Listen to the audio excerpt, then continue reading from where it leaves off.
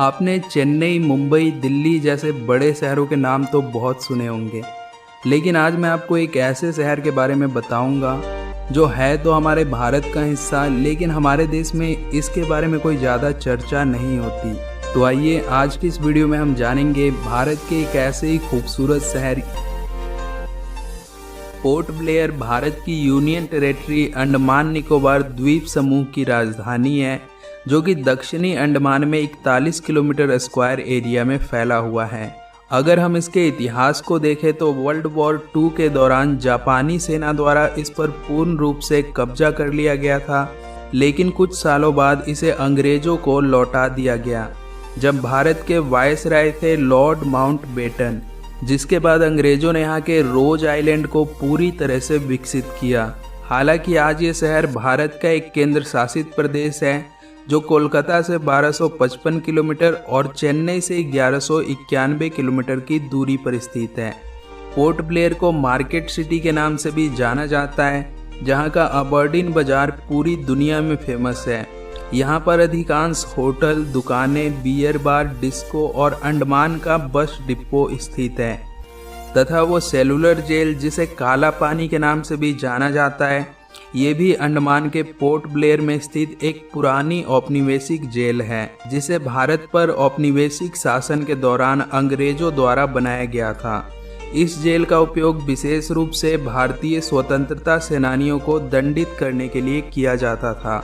यहाँ पर बटुकेश्वर दत्त, योगेंद्र शुक्ला और विनायक दामोदर सावरकर जैसे कई उल्लेखनीय लोगों को कैद किया गया था। हालांकि अब ये जेल परिसर पूरी तरह से भारत सरकार के अंडर में आता है, जिसे नेशनल मेमोरियल के रूप में मान्यता प्राप्त है। यहाँ हर साल दुनिया भर से हजारों की संख्या में सैलानी अपनी गर्मियों की छुट्टियाँ बिताने आते हैं। यहाँ पर कॉर्बिन्स, बंदूर और मुंडा पहाड़ जैसी कई खूबसूरत बीचेस मौजूद हैं, जहाँ पर आप शांति और सुकून के साथ अपनी पूरी दिनचर्या यहाँ के बीच पर बियर पीते हुए या फिर यहाँ की शानदार नाइट लाइफ का मजा लेते हुए बिता सकते हैं। वहीं अगर आप एक रोमांच पसंद व्यक्ति हैं तो यहाँ के रोज आइलैंड पे आपके देखने लायक बहुत सी डरावनी जगह भी हैं। यहाँ पर अंग्रेजों द्वारा बनाए गए पुराने इमारतें, चर्च और यहाँ का भूतिया फांसी घर, जो कि अपने आप में बहुत कुछ बयां करती हैं। वहीं 2011 की जनगणना के अनुसार यहाँ की कुल आबादी 1,08,058 लोगों की है, जहाँ की मुख्य भाषाएं बंगाली, हिंदी और तमिल हैं।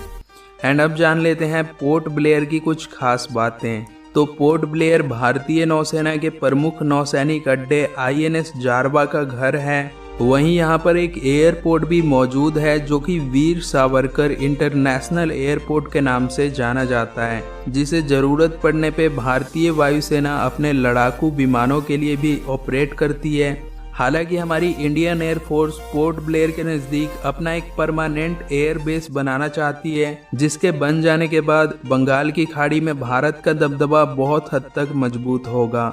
और क्या आपको पता है कि साउथ एशिया का एकमात्र एक्टिव वोल्केनो भी अंडमान में ही है, जो कि पोर्ट ब्लेयर से 134 किलोमीटर की दूरी पर स्थित है। एंड अब जानते हैं कि आखिर पोर्ट ब्लेयर पहुंचा कैसे जाए। तो पोर्ट ब्लेयर भारत की मुख्य भूमि से वायु और समुद्र दोनों द्वारा जुड़ा हुआ है तथा अंडमान और निकोबार द्वीप समूह की यात्रा के लिए पोर्ट ब्लेयर एक प्रवेश बिंदु के रूप में कार्य करता है। कोलकाता और चेन्नई से पोर्ट ब्लेयर के लिए 3 से 4 समुद्री जहाज हर महीने रवाना होते हैं। इसके अलावा विशाखापट्टनम से भी हर महीने एक जहाज जाता है, लेकिन इसमें आपको 2 से 3 दिन का लंबा समय लग सकता है। अगर आपके पास समय की कमी है तो आप यहाँ हवाई जहाज से भी आ सकते हैं, जिसमें विशाखापट्टनम एयरपोर्ट से पोर्ट ब्लेयर के वीर सावरकर एयरपोर्ट पर मात्र 3 से 4 घंटों में पहुँचा जा सकता है। तो अगर आपको इस वीडियो में दी गई जानकारी पसंद आई हो तो इस वीडियो को एक लाइक ज़रूर करें।